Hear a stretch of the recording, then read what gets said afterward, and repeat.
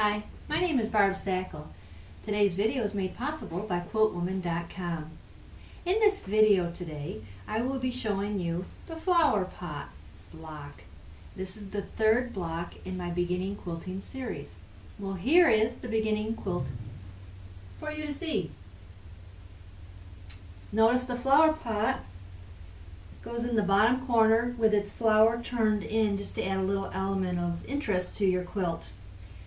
Now what is tricky about this block is that you have to line up this line right here perfectly. So it's a little bit, works on your precision with your quilting. And I know this is a beginner block, but still it just pushes you a little bit out of your comfort zone knowing you got to get something perfect.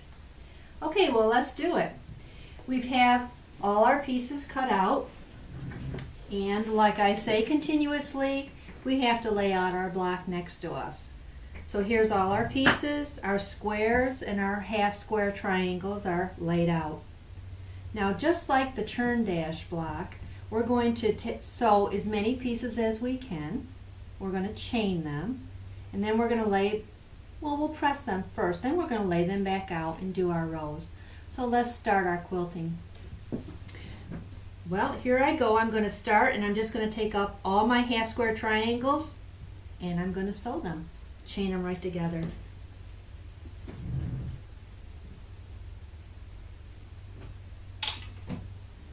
Remember, we're using a scant 1/4 inch.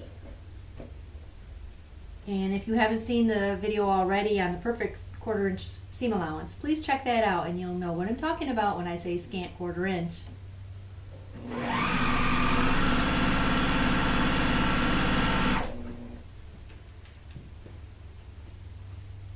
Notice how I set the one piece of material on top of the next piece of material, and then I arrange the tips before I bring it to the machine.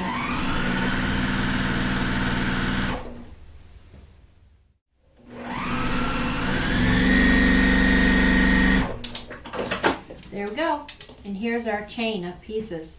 Notice how this block looked intimidating at first because there were so many pieces, but as you can see, it didn't take too long to clean it up. Now I'm going to cut these apart and press them and lay my block back out. So I'll see you in just a sec. Okay, so we're back. I took my half square triangles and I took them over to the ironing board and pressed them. Notice I also cut off my dog ears and made sure that there are no threads hanging. So my block is crisp and clean and ready to go for the next step. Now just like we did in the churn dash block, we are going to construct our rows before we go ahead and do anything else. We're just going to construct our rows. Now we've been chain piecing all along, and like I said in the last video, if I put these two pieces together, I would have to take this out of the machine and add this piece and take it out of the machine and add this piece to get my row done. But when we quilt, we always want to chain piece as much as we can. So what I'm going to do is I'm going to chain these two, then these two, then these two, do, until I have all 8 pieces done. And then I'm going to cut them apart, set my block back up. So let's start our chaining.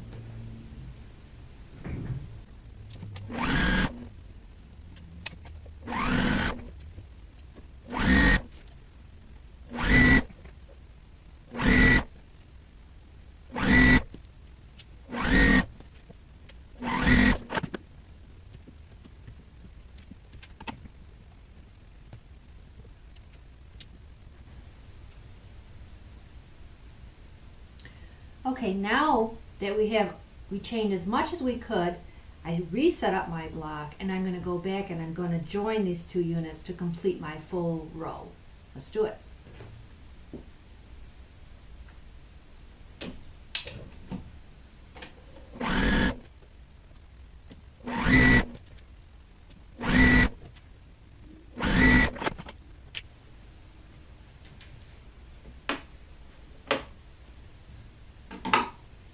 Notice how I'm taking my blocks off, or my pieces, my whole block row. I'm taking them off and I'm setting them back in position.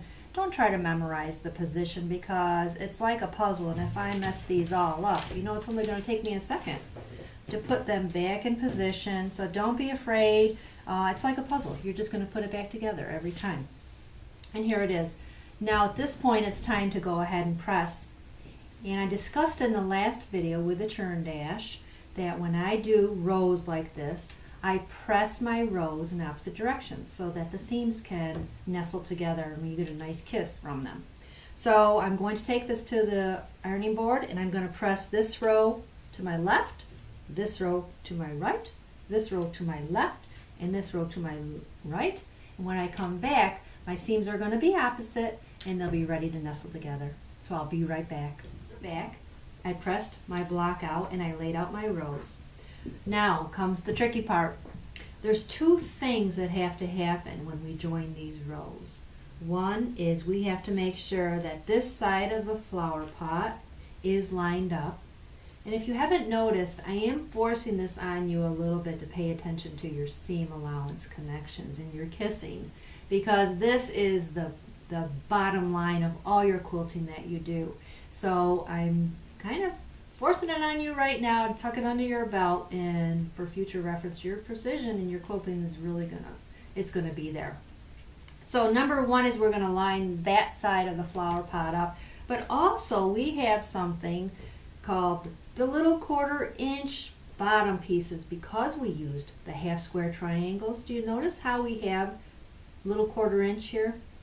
Well, we have to line these guys up with the row 2. So let's see how that's all done. First thing I'm going to do is I'm going to take the bottom row with the second to the bottom row, and I'm going to lay one another on top of each other.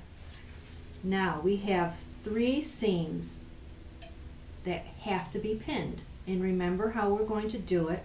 We're going to take our seam, and here it's white against white, and we're going to kiss them, butt them right up, have a nice kiss, and you're going to pin it. The second seam, we're going to butt up, have a nice kiss, and pin it. Now the third seam, if you want to peek in there, there is that little 1/4 inch division here between colors.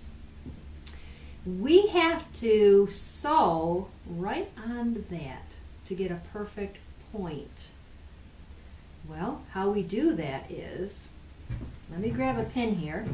Stay with me. How we do that, we're going to pin, not only kiss our seam, but when our pin goes through there, well, let me show you on this side. You see that X? Now I'll take a picture of this and you'll see it close up. There's an X here that our seam has created. When we sew these two pieces together, we want to hit that X for a perfect point. So I'm going to make sure my seam is pushed over so that I can see the X. Now this means I have to do the seam on the back side in the opposite direction. Okay, now my seams are kissing, and they're in the opposite direction of how I pressed them, but that's going to happen all the time. And I'm going to pin this in place. Now when I sew this, I'm going to hit that X, and we're going to have a perfect point on the other side. Let's do it.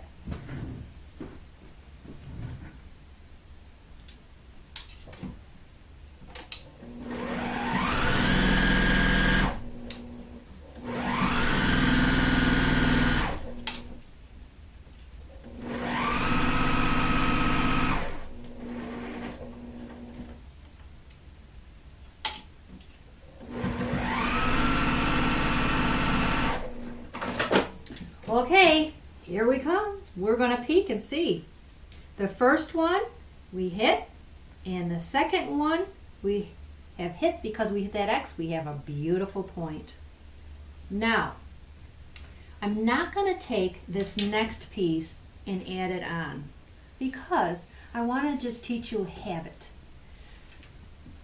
When you put together a full-size quilt, remember we do it just like a block. You do row by row by row by row. But if I was going to do 3 rows, and say these rows were 12 inches, if I had all this weight on one side and this little bit of weight on the other side, it would pull away from our needle. So when we put a quilt together, we always balance the rows. So I'm going to put the bottom 2 rows together and the top 2 rows together. And my final piece of adding rows is always going to be in the center. So what we're doing now on our block, you're always going to do on your quilt. So it's just habit. So that's how I put my blocks together, is I just emulate what we do on a quilt. So now I'm going to take my top row from the flower pot, fold it over. We've got 2 things to watch for.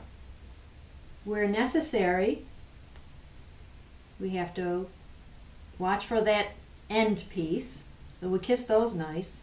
And now we have to watch for an X, which we have right there. So first I'm going to kiss the seams, and then my X is showing. So when I sew that, I'm going to sew right through that X. I'll get a good point with that. And my final seam. Now I'm going to discuss a trick here. And this is very important, and you're going to find this throughout all your quilting. And it just nicely happened right here. When you put your seams together, we do everything that we can to make sure our blocks are continuously the same. We're going to square up, we do precision cutting, we try to iron so it doesn't pressure and distort your fabric, but it still does stuff that it just does. Your fabric is just going to sometimes not fit flush. And I call this a bubble. So notice this block is not fitting flush to this block. Well, this is just going to happen over and over and over. We can take care of that. So here's a little song for you. We're going to put the bubble on the bottom. So you put the bubble on the bottom. And if you keep saying that to yourself, it's just going to become another habit. So whenever your quilt blocks don't go together nice, and you can see that one is bubbling over there, what are we going to do? We're going to put the bubble on the bottom. Well, the presser foot eats it up and gathers it. So your 2 seams are going to come out perfect. So whatever side your bubble is, what happens? You're going to put the bubble on the bottom. Okay, so this is pinned. I'm going to put the bubble on the bottom. Let's see what happens.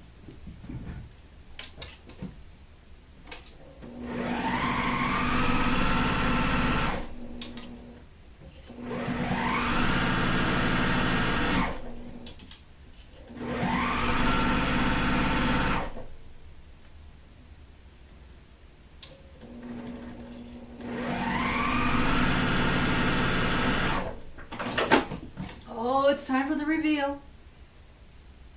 The first one, perfect seam and a perfect point. The second one, a perfect point because we sewed through that X, and you notice how the green flushed in because the bubble on the bottom. And the last one was a perfect. So far we're batting 100 here. Okay, so we're at a point where we can take our top of our block and the bottom of our block, or later on the top of the quilt and the bottom of the quilt, and put them together because they're equally balanced. We're going to lay that over. Now you'll notice in the picture that's showing now that the front and the back both have that 1/4 inch placement that we have to put together so we get a perfect point. So what we're going to do is we're going to start with our middle section. I'm going to insert the pin right on that X.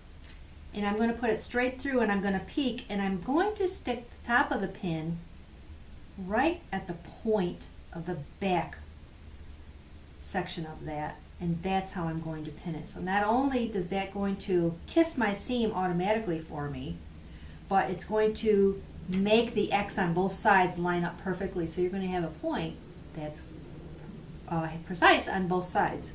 Now let's go to our other 2 ends.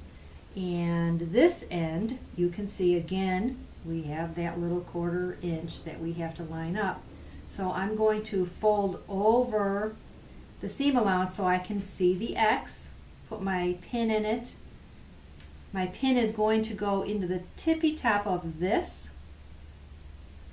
And, well, I'm going to, in this particular case, both seams are going to be the same direction.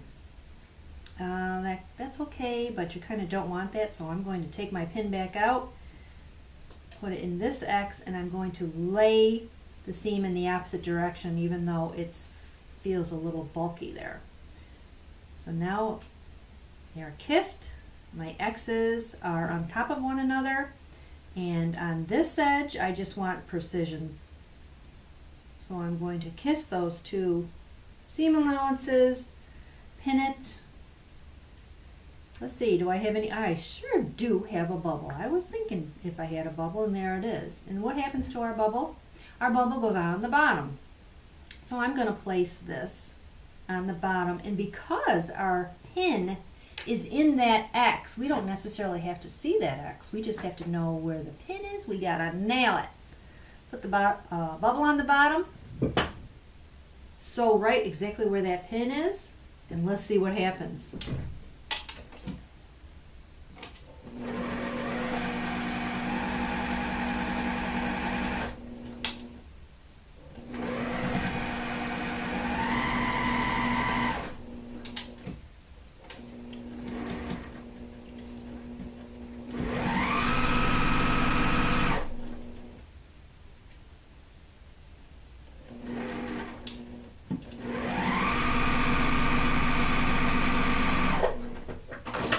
Time for the reveal. Number 1 worked. Number 2, we've got the perfect center. And number 3, it lined up. So I would say we did pretty good on this block. But what if you didn't get the precision you were after? Well, I have a rule for that. And I tell all my students it's almost impossible to have a perfect precision quilt. The only time you really strive for that is if you put it in a quilt show. Otherwise, the quilt has to meet your standards. So if you're off a little bit here and there, here's my rule for you. It's called the 3-foot rule. That means if you can't see the mistake in 3 feet, let it go. Let yourself relax and enjoy your quilting, and know that you don't always have to have precision quilting. For example, I would take the quilt from my student, and I would sit there and I would twirl it and I'd mess it up, and then I'd say, where is it? And in general, they can't find it. Well, if you can't find it in 3 feet, let it go. Relax. Enjoy your quilting journey. Well, speaking about precision quilting, coming up in my next video is called Let's Square Up. This is where we learn to square up our blocks before we sew them together. And this helps your precision so much. You're not going to be able to live without this trick. So, if you like what we did today and you want to keep it going, this is going to be your next step after you finish the beginning quilt. This is the Let's Square Up quilt. And this is the Let's Square Up companion quilt. Both will be coming up soon. And if you like any patterns that you've seen today, they're all available on QuiltWoman.com. Thank you for joining me. If you like what you saw today, won't you share?